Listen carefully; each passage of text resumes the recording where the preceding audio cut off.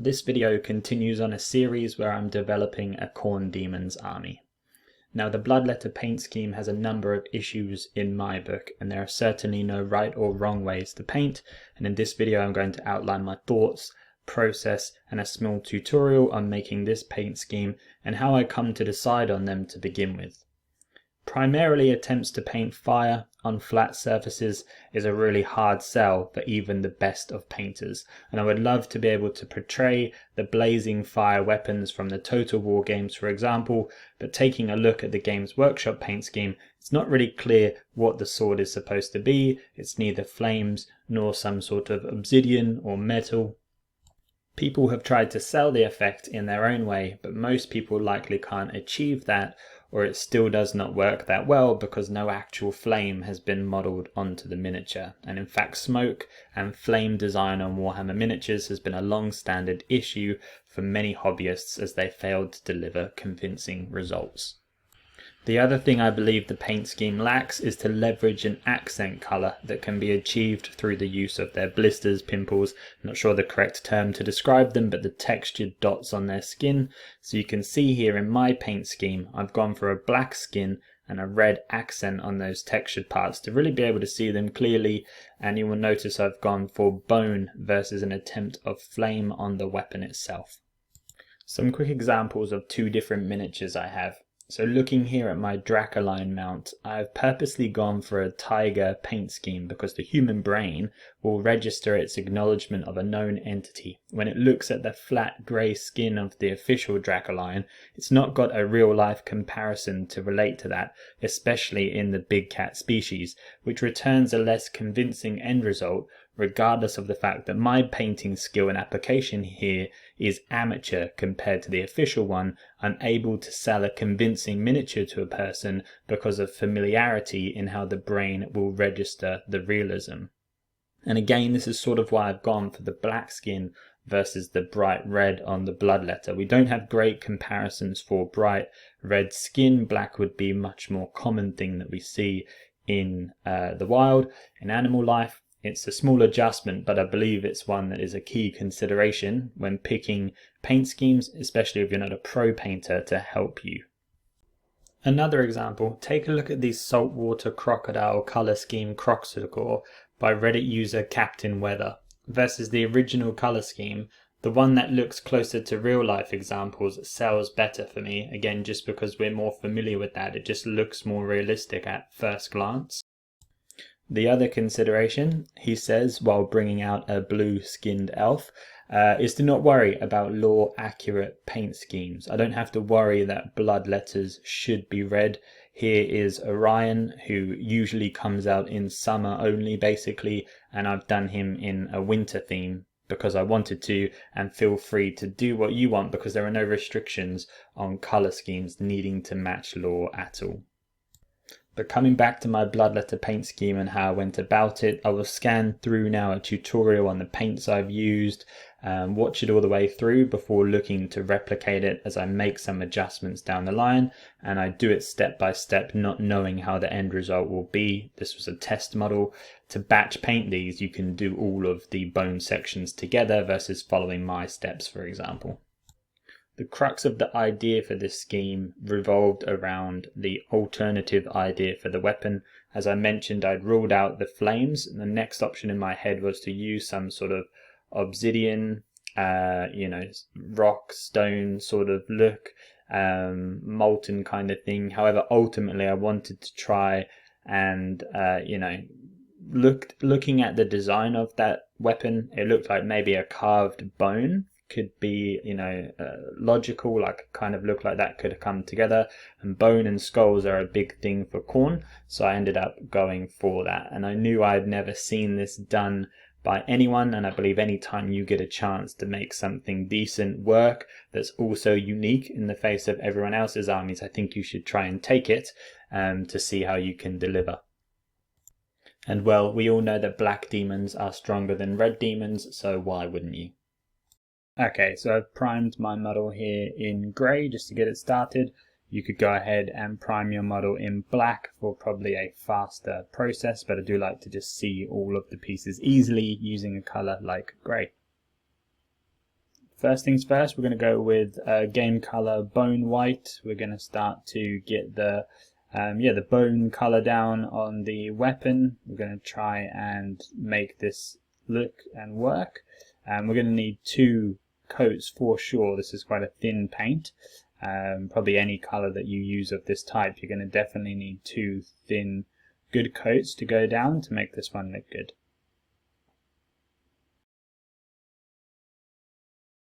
So here we are after the first coat, and you can see it definitely needs another application. So we're going to go ahead and hit it again.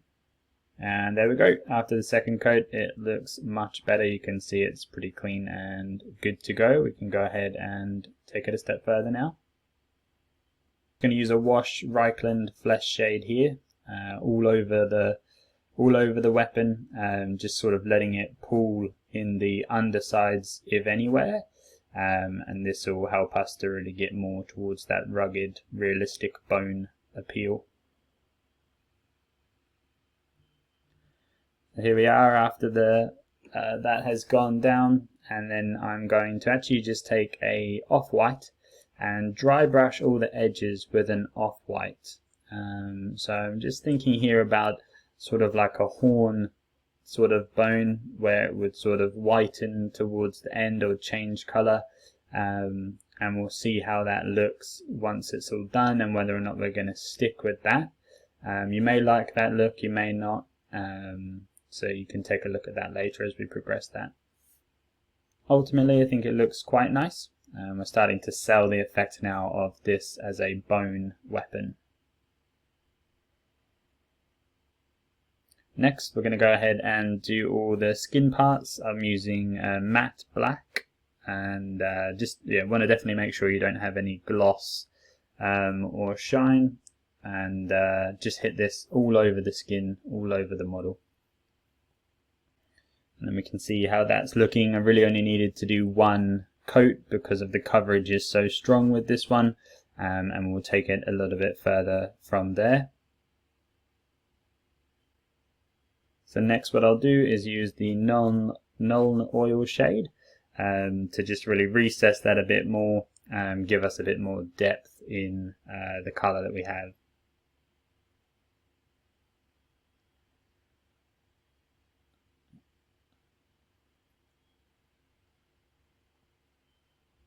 So you won't see too much change, but will have just helped a little bit, and it has helped to just sort of raise any of the highlight areas. You can sort of see them a little bit more clearly again now from the matte we had before. Alright, so coming back to that same bone color, we're going to go ahead and do all of the horns, any little sort of bones that are protruding from the legs and things like that. We're going to hit all of these in exactly the same process and get that bone color down, get the wash down, highlight a little bit with our white.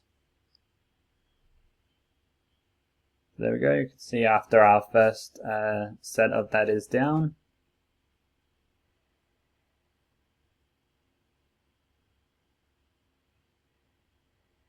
Now I'm going to go ahead and hit that again with the shade like we saw before.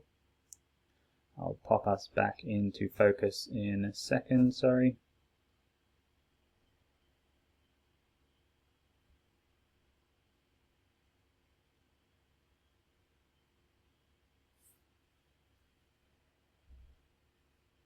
There we go on all of the rest of the components as well.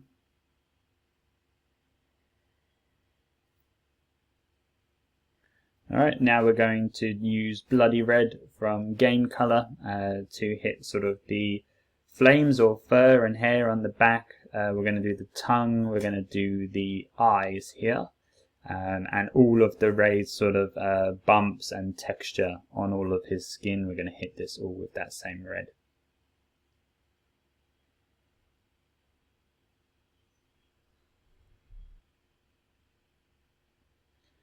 And there we go. So after that first set is down, not being too careful, just making sure that we get it across. We can clean things up later, but starting to come together now.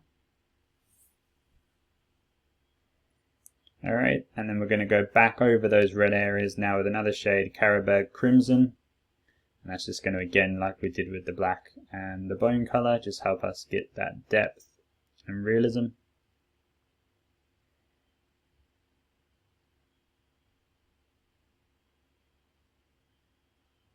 And now we're going to go ahead and use quite a bright gold. I'm using Retributor Gold from Citadel. There are much better metallic golds that you could use out there, but the Khorne color schemes usually like quite a bright, aggressive gold.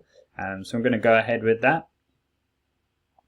And we're going to put that on all of the horn casings, the sword hilts, some areas of the head as well.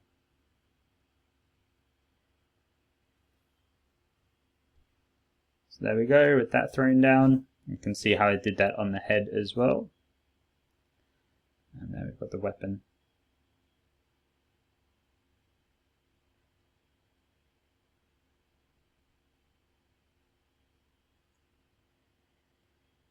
Alright, then we're going to go ahead and shade that down, also using Reikland Flesh Shade once more. Just again to give us that wash over the base coat.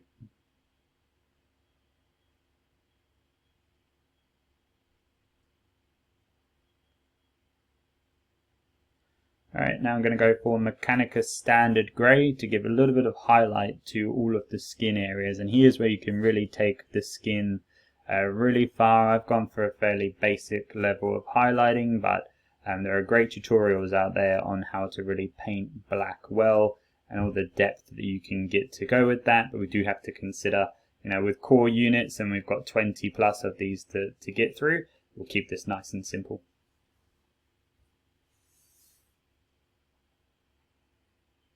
So I'm using an off-white Ultha 1 Grey here to just go ahead and hit the teeth, and also we're going to hit sort of the ends of the horn areas where those are exposed. Alright, so that's looking pretty aggressive, so we're going to go ahead and tone that down, again with the Reikland Flesh Shade to just bring that tone back a little bit so it's not too white.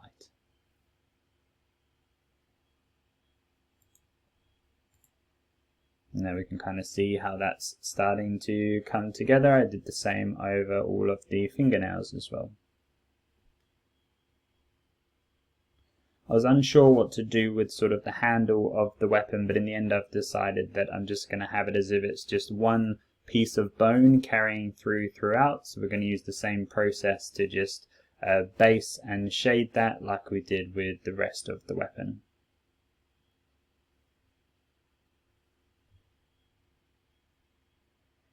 Alright, now we're going to apply a little bit of highlight with Stormhost Silver to any of the gold edges. So any of the gold edges, we'll just do a little bit of edge highlighting with that silver color.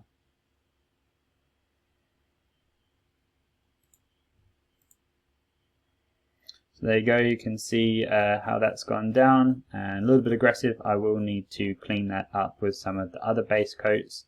Because some of those lines are just a little bit too thick and heavy.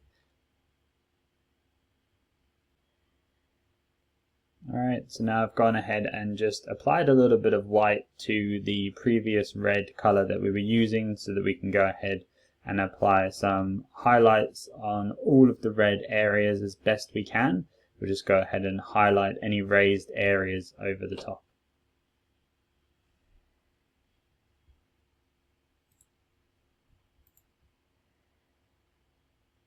Okay, and we can start to see how that's all looking now with the highlights in place.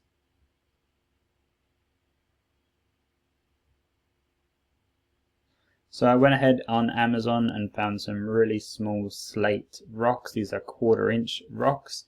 You can kind of see the size comparisons there, and just work really well for taking up large areas of the base. Especially I'm going to put these on snow bases, and that texture paint is not cheap. So being able to fill large areas with the rock is really helpful, and also to just sell a realistic basing look in general. You want to go ahead and use some super glue of some type to put the rock down, and I went and made sure that I just kind of cleaned it off and dried it off in some water first as well.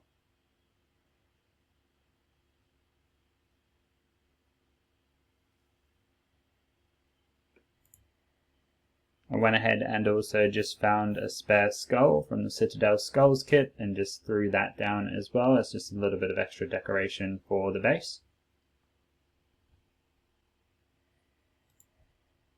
And next I'm going to use Valhallan Blizzard to get all the snow and texture down for this base.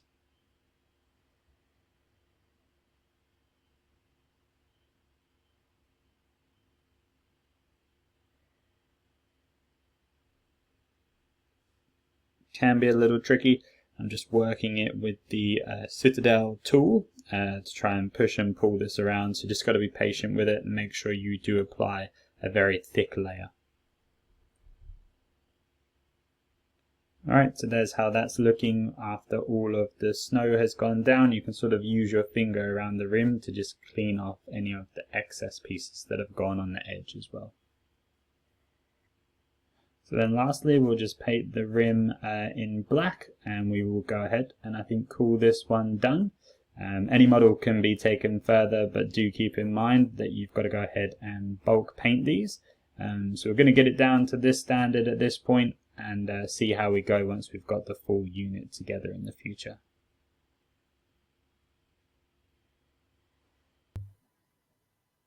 With that all said and done, thank you for watching. Please consider liking and subscribing if you enjoyed this one, and I will see you very soon.